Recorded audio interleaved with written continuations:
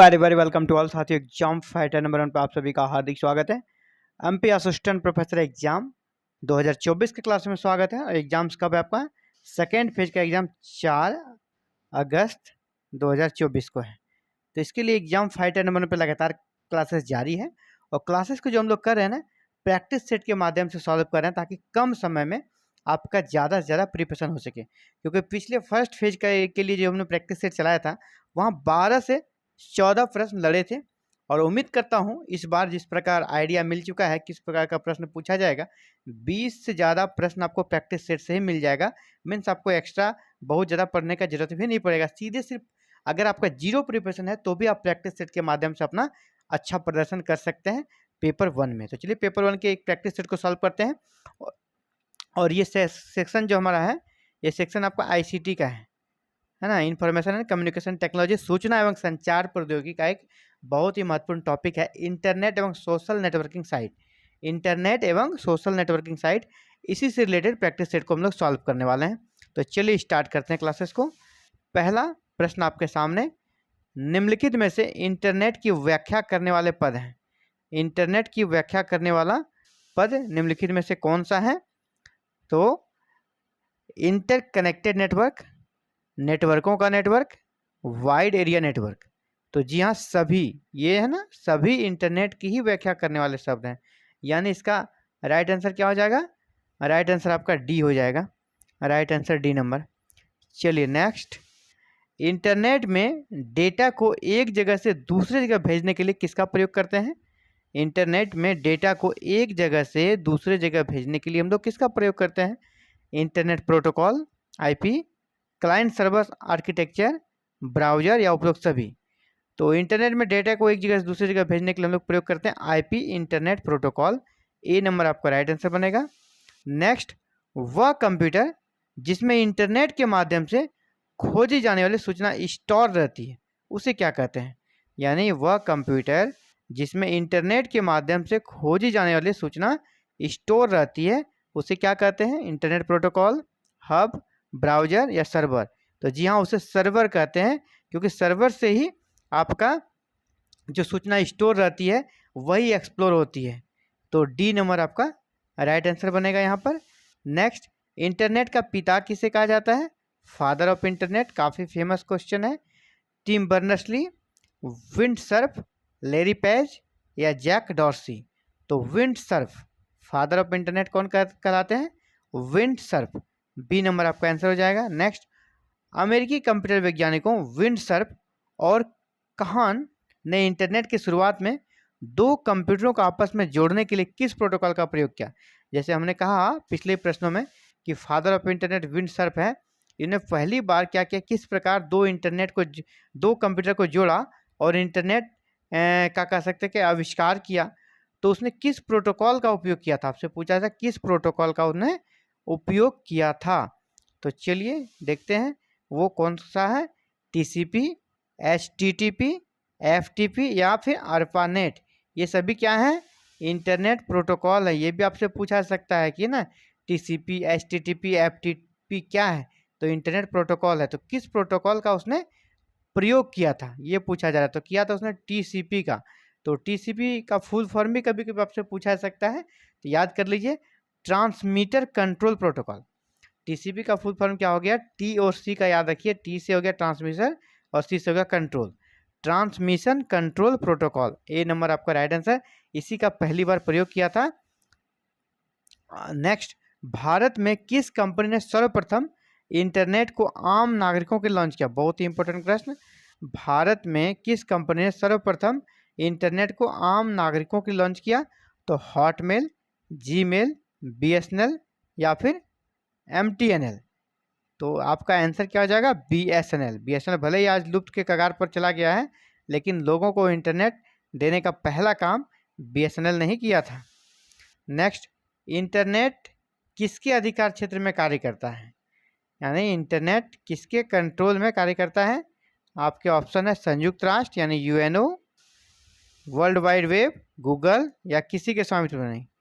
तो साथियों, जैसे अभी इंटरनेट उपयोग करते हैं तो आपको तो ऐसा लगता है, फील होता है कि आप किसी के अंदर का कंट्रोल है। नहीं, किसी के स्वामित्व में नहीं है। इंटरनेट पूरी तरह स्वतंत्र है, तो आपका डी नंबर ऑप्शन सही है, किसी के स्वामित्व में नहीं।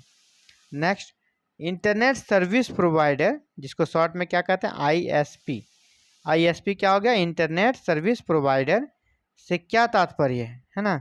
इंटरनेट सर्विस प्रोवाइडर आईएसपी से क्या तात्पर्य है, world wide web server, search engine या इंटरनेट सेवा देने वाली कंपनियां। तो जी हाँ, इंटरनेट सेवा देने वाली कंपनियों को ही आईएसपी कहते हैं, internet service provider. D number आपका आंसर बनेगा। नेक्स्ट, निम्नलिखित में से कौन से इंटरनेट के घटक है, यहाँ पे 5 चीज़ें दी गई, कौन कौन इंटरनेट में प्रयुक्त होता है उनके घटक है। तो पर्सनल कंप्यूटर का होता है, मॉडेम का भी होता है, संचार माध्यम भी होता है, वेब ब्राउजर ये भी इंटरनेट सर्विस प्रोवाइडर ये होता ही है। तो सभी हो जाएगा, सभी ऑप्शन होगा आपका, सभी उपरोक्त सभी सही है। तो डी नंबर आपका सभी है, सभी इंटरनेट के घटक हैं, डी नंबर। इंटरनेट कनेक्शन को एनालॉग कनेक्शन भी कहा जाता है, किस इंटरनेट कनेक्शन को एनालॉग कनेक्शन भी कहा जाता है, cable modem, dial up connection, broadband connection या डिजिटल सब्सक्राइबर लाइन।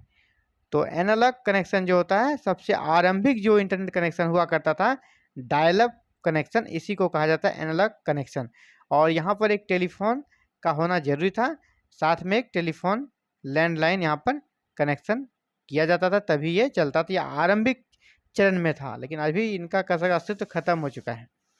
किस इंटरनेट कनेक्शन के अंतर्गत एक्सेस करने के लिए अपने कंप्यूटर को टेलीफोन लाइन से जोड़ना पड़ता है। जी हाँ, वही पिछले प्रश्न से ही जुड़ा हुआ प्रश्न है, किस इंटरनेट कनेक्शन के अंतर्गत एक्सेस करने के लिए कंप्यूटर को टेलीफोन लाइन से जोड़ना पड़ता है। तो digital subscriber line, broadband connection, dial up connection या केबल मॉडेम कनेक्शन। अभी पिछले प्रश्न लोगों को डिस्कस किया है, एक टेलीफोन चाहिए कि इसमें डायल अप कनेक्शन में, हालांकि इसका प्रयोग आजकल नहीं के बराबर हो रहा है। नेक्स्ट है मैचिंग करना, आपको मैचिंग करना है इंटरनेट कनेक्शन और उसका विशेषता। इंटरनेट कनेक्शन बहुत प्रकार के होते हैं, उसकी क्या क्या विशेषताएं होती है उसको मैचिंग करना है। तो सबसे पहले डायल अप कनेक्शन दिया है। डायल अप कनेक्शन में क्या होता है, टेलीविजन के साथ इंटरनेट की सुविधा, आरंभिक इंटरनेट कनेक्शन का प्रकार है। जी हाँ, ये सबसे आरंभिक इंटरनेट कनेक्शन का प्रकार था। अगला है कॉक्सियल केबल, कॉक्सियल केबल में टेलीविजन के साथ साथ इंटरनेट की सुविधा दी जाती है। अगला है digital subscriber line, DSL model है ना, अभी हम लोग डिस्कस किया है digital subscriber line, DSL model, DSL modem. जी हाँ, इसी का शॉर्ट फॉर्म हो गया आपका डीएसएल है ना, तो ये आपका सीधा मिल जाएगा। Broadband over power line, electric power distribution network द्वारा नेटवर्क। तो जी हाँ, ये भी सही है। तो क्या हो गया, 3 और 4 तो सीधा ही है आपका, 1 का 2 और ए का 2 और बी का 1 हो गया, यानी 2 1 3 4, 2 1 3 4 कहाँ पे दिख रहा है आपको, ए नंबर में ही दिख गया, 2 1 3 4, तो ये आपका राइट आंसर बन गया। चलिए नेक्स्ट, निम्नलिखित में से कौन सी कनेक्शन लगभग अप्रचलित तकनीक है, यानी कौन सा इंटरनेट कनेक्शन अभी अप्रचलित हो चुका है। अभी हम बार बार इस चीज़ को बोल रहे थे, इसका प्रयोग अब नहीं के बराबर होता है। कौन सा था, तो broadband over power line, broadband connection, dial up connection, digital subscriber line. तो इसके बारे में हम लोगों ने बात की थी कि अब ये अस्तित्व में नहीं है। तो सी नंबर। इंटरनेट के निम्न में से किस प्रकार में तांबे की तारों है ना, कॉपर वायर के द्वारा डेटा ट्रांसमिट होता है। कॉपर वायर का प्रयोग किस में होता है, कॉपर वायर का प्रयोग अभी किस में हो रहा है, तो आपका चलिए ऑप्शन में चलते हैं, कॉपर वायर है ना, broadband over power line, coxal cable, dial up connection या डिजिटल सब्सक्राइबर लाइन। तो कॉपर का प्रयोग यहाँ पर आपका होता है डीएसएल में, ये डीएसएल में कॉपर वायर का प्रयोग होता है डिजिटल सब्सक्राइबर लाइन में, यानी डी नंबर आपका आंसर बनेगा। वीसेट तकनीक में किस माध्यम से इंटरनेट उपभोक्ता तक पहुंचाया जाता है। अभी का सबसे ज़्यादा जो प्रचलन है इसी का प्रचलन है वीसेट। वीसेट होता है क्या, सैटेलाइट तकनीक से इंटरनेट उपभोक्ताओं तक पहुंचाया जाता है और सैटेलाइट की नीलामी होती है, स्पेक्ट्रम की नीलामी, उसमें स्पेक्ट्रम खरीदती है कंपनियां और वो फिर सर्विस प्रोवाइड कराती है आम जनता को। तो वीसेट तकनीक के माध्यम से इंटरनेट उपभोक्ता तक पहुंचाया जाता है, किसके माध्यम से, ओएफसी, वाईफाई, लाईफाई या उपग्रह। तो उपग्रह, जी हाँ, सैटेलाइट के माध्यम से स्पेक्ट्रम की नीलामी होती है। इसके लिए डैश का उपयोग करके कोई भी कंपनी अपना स्वयं का नेटवर्क किसी भी भौगोलिक सीमा में बना सकता है। किसका उपयोग करके कोई भी कंपनी अपना स्वयं का नेटवर्क किसी भी भौगोलिक सीमा में बना सकती है, तो किसका उपयोग करके वो बना सकती है, तो वीसेट, वाईफाई, लाईफाई या लीज लाइन, जी हाँ, वीसैट जो सेटेलाइट तकनीक है, इसका उपयोग करके वो किसी भी भौगोलिक सीमा में अपना कह सकते हैं कि वो नेटवर्क बना सकती है और वहाँ से फिर लोगों को लिए प्रोवाइड कर सकती है। डैश लंबी दूरी और अधिक उपयोगकर्ताओं के लिए वाईफाई की भांति किंतु उससे ज़्यादा वायरलेस गति से इंटरनेट सुविधा प्रदान करने के लिए प्रयुक्त होती है। यानी वाईफाई जब हम लोग यूज करते हैं उससे ज़्यादा स्पीड तरीके से काम करने वाला कौन है इसमें से? वीसैट, वाईमैक्स, लाईफाई या ये सभी। तो वो आपका राइट आंसर क्या हो जाएगा? आपका ये आपका वाईमैक्स हो जाएगा, B number, WiMAX, WiMAX B number. चलिए नेक्स्ट, इंटरनेट तथा अन्य नेटवर्क पर एक कंप्यूटर से दूसरे कंप्यूटर में डेटा का आदान प्रदान करने हेतु नियमों का समूह क्या कहलाता है? जी हाँ, इंटरनेट तथा अन्य नेटवर्क कंप्यूटर से दूसरे कंप्यूटर डेटा का आदान प्रदान करने हेतु जो नियमों का समूह है ना, उसी को कहते हैं इंटरनेट प्रोटोकॉल, आईपी। तो डी नंबर आपका राइट आंसर हो गया। 19, इंटरनेट प्रोटोकॉल्स को प्रकाशित करने वाली संख्या कौन सी है? संख्या यहाँ पे हो गया, संस्था होगा। यहाँ पे क्या करना आपको? संस्था है ना, इंस्टीट्यूट कौन सा है? तो इंटरनेट प्रोटोकॉल को प्रकाशित करने वाली संस्था कौन सी है? World wide web, Google, world wide web consortium, institute of electrical and electronics engineers, institute of electrical and electronics engineers. ये आपका डी नंबर ही राइट आंसर होगा, जिसको कि शॉर्ट में क्या कर सकते हैं? IEEE। यही करती है इंटरनेट प्रोटोकॉल को प्रकाशित और यही उसके लिए मुख्य संस्था है। आईपी एड्रेस का जो बंटवारा अभी होता है, तो आईपी एड्रेस का बंटवारा किन मानकों के आधार पर किया जाता है? कौन कौन से मानक वहाँ देखे जाते हैं आईपी एड्रेस का बंटवारा के लिए? IPv4, IPv6 या ए और बी दोनों? तो वर्तमान में देखिए IPv6 चल रहा है, लेकिन अभी IPv4 खत्म नहीं हुआ है, यानी दोनों का चल रहा है। तो सी नंबर आपका राइट आंसर बनेगा। तो MP assistant professor exam phase 2, जिसका आपका 5 अगस्त का एग्जाम है, उसके लिए हमने एक प्रैक्टिस सेट को सॉल्व किया और ये प्रैक्टिस सेट क्या था? ICT का। तो ICT के प्रैक्टिस सेट में हम लोगों ने 20 प्रश्नों को सॉल्व किया और आप कमेंट करके बताएं आपने कितना आपका इसमें सही आ रहा था। और आपको बताते चलें ये प्रश्न ये सब ऐसे है ना, आपको सीधे एग्जाम में लड़ेगा, है ना। इसलिए इसको अभी से आप रट लें, समझ लें और अच्छे से तैयारी कर लें। आप अगर प्रैक्टिस सेट को इसे सॉल्व करेंगे तो मैं वादा करता हूँ आपको 20+ प्रश्न आपको सीधे हूबहू मिल जाएगा प्रैक्टिस सेट से। MPG की क्लासेस चल रही है, ICT की चल रही है, करंट अफेयर्स की भी चलेगी और ऐसे ही टिल एग्जाम तक ये प्रैक्टिस सेट जारी रहेगी।